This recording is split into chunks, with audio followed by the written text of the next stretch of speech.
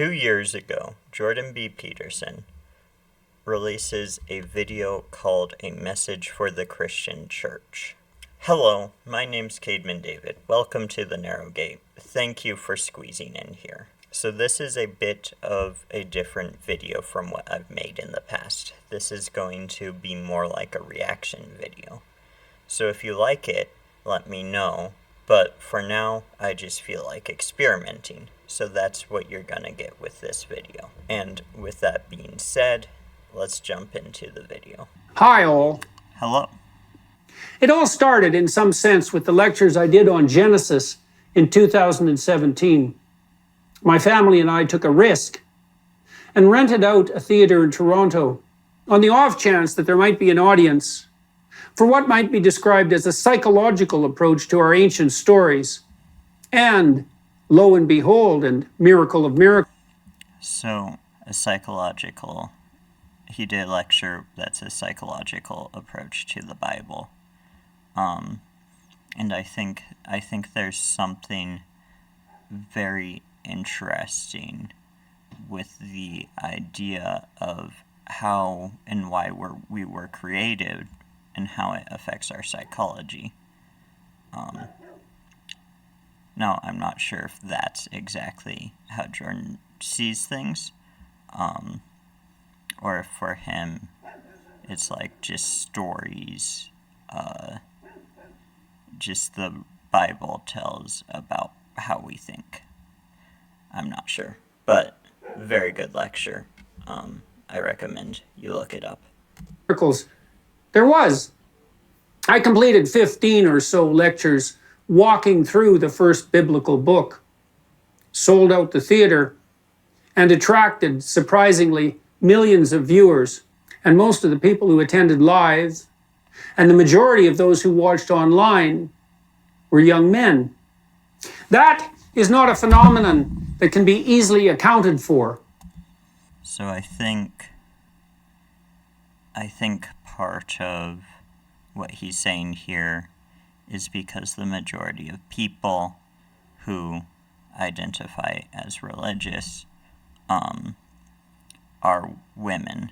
So it's weird to have a lecture about religion, and the majority of people who attend it are all men. But let me try. Now, in the West, because of the weight of historical guilt that is upon us, a variant of the sense of original sin in a very real sense, and because of a very real attempt by those possessed by what might be described as unhelpful ideas to weaponize that guilt, our young people face a demoralization that is perhaps unparalleled. This is particularly true of young men, although anything that devastates young men will eventually do the same to young women. Okay, I definitely agree with that for a couple reasons. One of the reasons, the most simple reason being that men will influence women. So if something is affecting the men, by extension, it influences the women through the men. So that's part of it. But also, I think there's also something to be said about things proceeding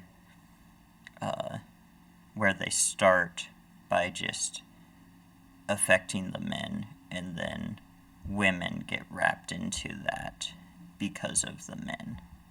And this is, I think, men are will naturally be leaders, so the things that the men are doing, eventually the women will start doing. And you see that with pornography, which is starting out as mostly a problem for men, but has significantly moved past that at this point. And the unforgivable despoiling of our beloved Mother Earth is damnable male ambition, competitive and dominating, power-mad, selfish, exploitative, raping and pillaging. So what he seems to be talking about here is he talks about how something like what is masculine natural behavior is villainized. And in a way you might think, well, rightfully so, because, like trying to beat other people, right? Trying to win ahead of other people, that's the competitive nature that tends to be a masculine thing, is bad. But I think one thing that I want to add to it is that it's not bad if it's done in love, right? Masculine behavior is very necessary as long as it is loving masculine behavior. And that's what people don't want to acknowledge.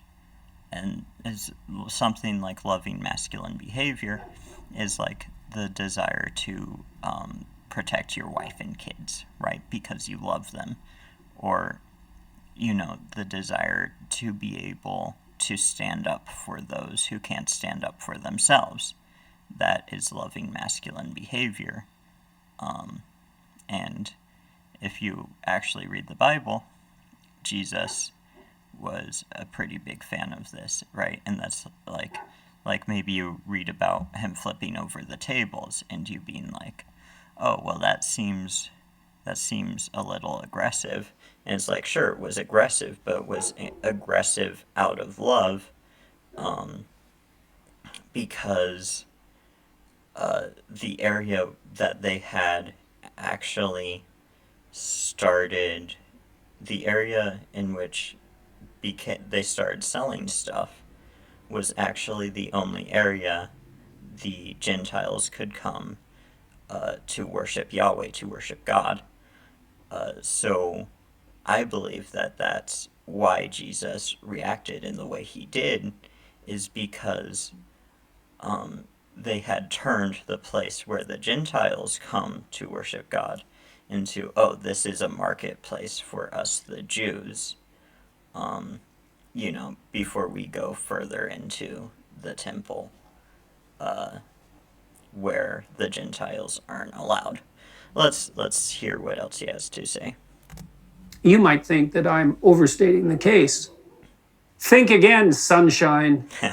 We in the West are facing an all-out assault at the deepest levels on what that old joker Jacques Derrida deemed the phallogocentric conceptual structure of civilization itself.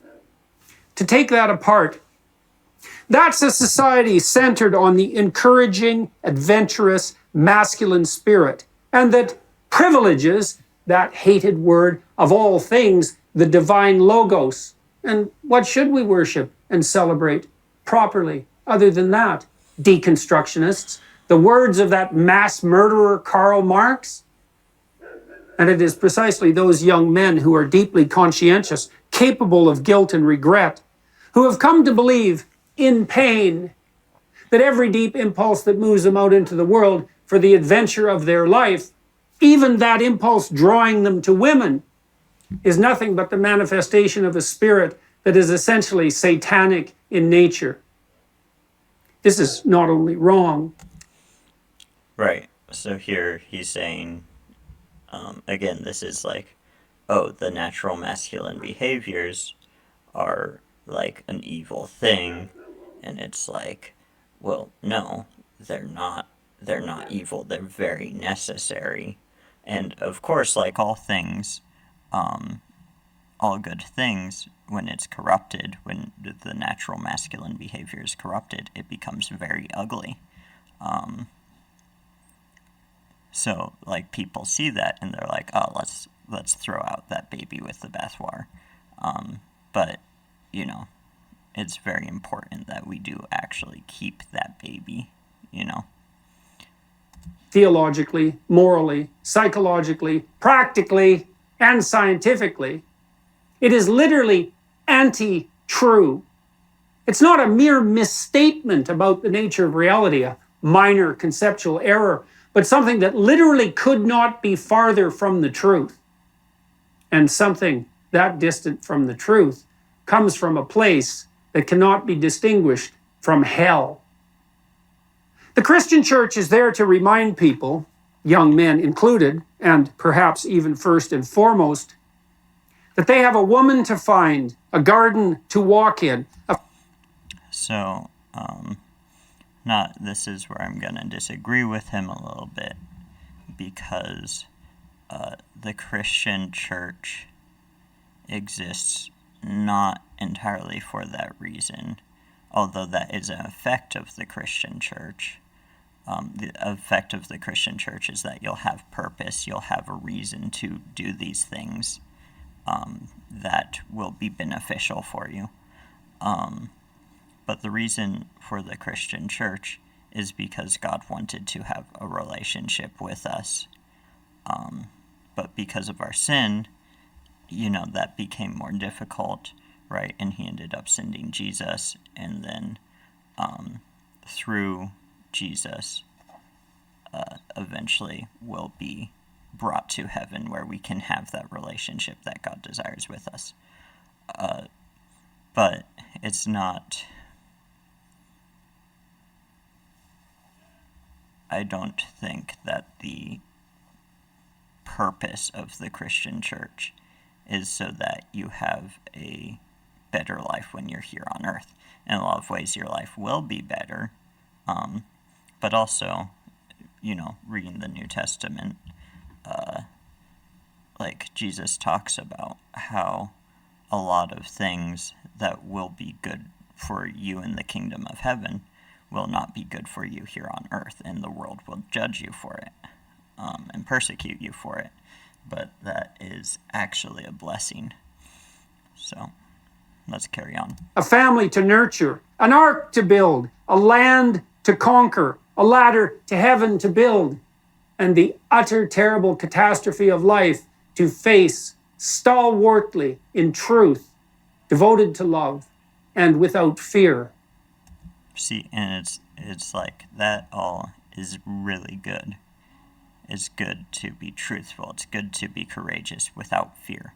It's good to do all these good things, but still, I would argue, not the purpose of the Christian church. Invite the young men back. Say, literally, to those young men, you are welcome here. If no one else wants what you have to offer, we do. Yeah. So I've been trying to find a new church, and going into churches as like a man in my 20s that's single is just, it's really awkward. No one really knows how to interact with you.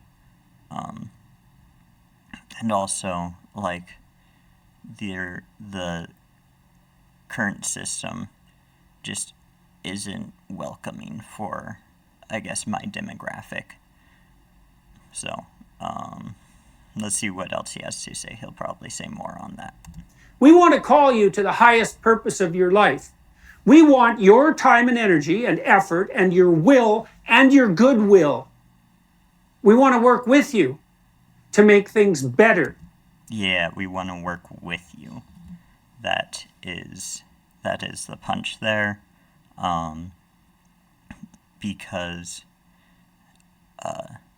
what we have a lot of the times in churches is something like it's divided into two groups, and those groups are like, if it was a play or a show that we're putting on, right, then it's the cast and crew, and then it's the audience. And the way the church should work is that no, there is no audience.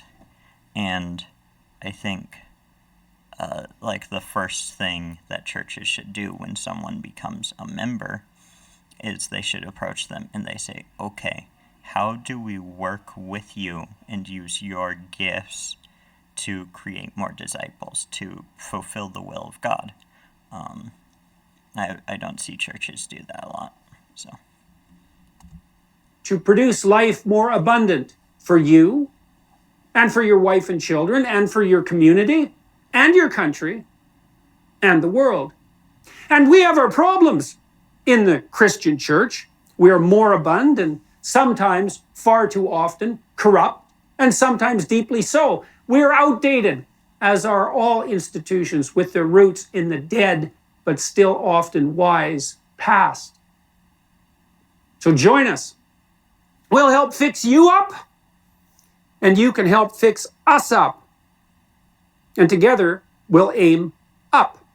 And here's a message to those young men skeptical about such things. What else do you have? You can abandon the churches in your cynicism and disbelief. You can say to yourself, narcissistically and solipsistically, the church does not express what I believe properly. Who cares what you believe? So, I would not recommend going to a church that it is in their statement of faith that they believe something you don't believe. And definitely I would not recommend just going along with something you don't believe to be true, especially in the case of God, which I don't know entirely what Jordan Peterson is saying here, because I feel like he would agree with that, but let's keep going. Why is this about you? Do you even want it to be about you? What if it was about others? What if it was about your duty to the past and to the broader community that surrounds you in the present? What if it was incumbent upon you and vital to your health and willingness even to live, to rescue your dead father from the belly of the beast, where he has always resided, and to restore him to life? Once again, to the churches, Protestant, you're the worst at the moment. Sorry. Catholic, Orthodox. Invite young men. Put up a billboard. Say, young men are welcome here. Print some flyers and put them in a box by the billboard. Signal the existence of those flyers with an arrow with the words, more information about attending here. Exactly. We should be, instead of being not sure how to react to young men, particularly the single ones, right? We should be looking for those people, because those will be the people that need the church the most, in a manner of speaking, though I would argue everyone does. But also they'll be the strongest builders in the church, right? Paul talks about this. He talks about how when you're unmarried, your duty is to God. So what I would say is, church, do better at figuring out how to include young men and work with their talents. Tell those who have never been in a church exactly what to do, how to dress, when to show up, who to contact, and most importantly, what they can do. Ask more, not less. Exactly. That's what I'm saying, is when people start coming to the church, you should be being like, hey, what do you want to do to help the church? Right? And if they don't know, give them some options, right? You're great with younger people. Let's have you in Sunday school, which, by the way, I do think it is important. We need more male Sunday school leaders, because young men, it's so important that they have, when I say young men here, I'm talking about children, Sunday school age, but it's so important they have someone to look up to. And you might think, oh, well, that's what their dads are for. Obviously, your dad as a child as a boy, your dad is going to be the most influential person on you. I don't think that is too hot of a take. I don't think that's too controversial of an opinion. But that's obviously true. But also, a lot of these kids, they're at school all day, and their dad's at work all day, and then whenever they're both actually together, which probably isn't very often, they both live in two different worlds. So I think it is important that the church actually allows for these masculine role models for kids. And if you neglect them of that, then they will not understand. They'll have a lot of trouble understanding,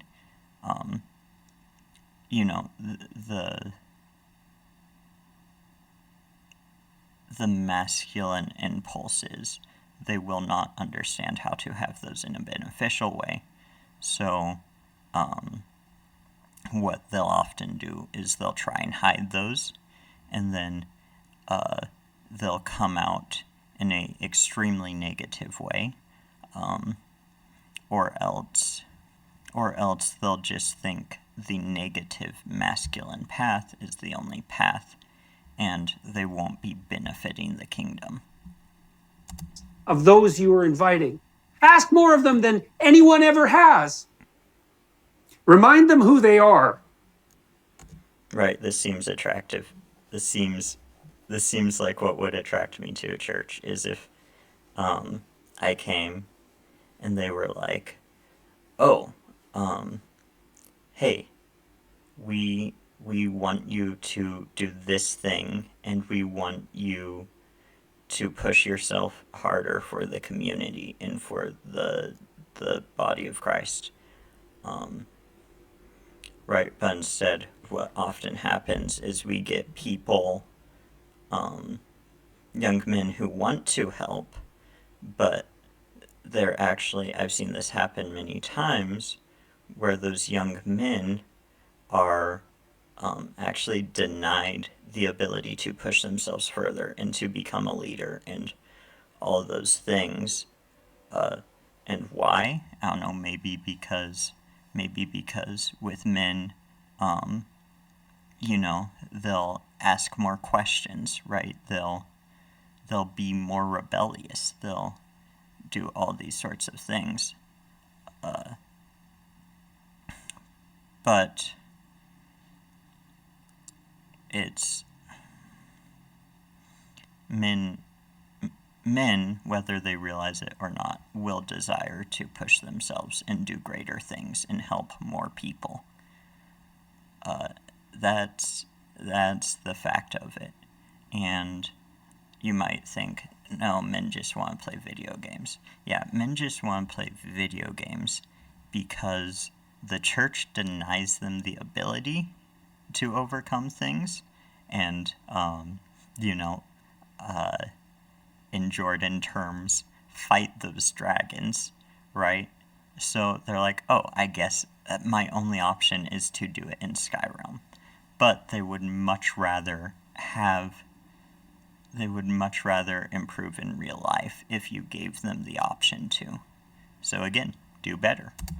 In the deepest sense, and help them become that. Your churches, for God's sake. Quit fighting for social justice. Quit saving the bloody planet. Attend to some souls. That's what you're supposed to do. Yeah, the planet will go away at the end of time. Souls will not. And unfortunately, there's many souls that we've already neglected to save, right? You have young men drowning in various addictions, pornography, alcohol, drugs, whatever it is. That's huge for young men. And the reason is because no one's taken the time to reach out to them and say, hey, I'm here, you're here, let's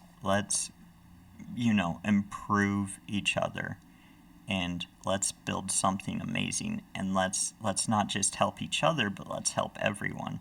And we're going to become so much stronger because of how we're willing to push ourselves and that sort of thing. To do. That's your holy duty. Do it now, before it's too late. And the hour is nigh.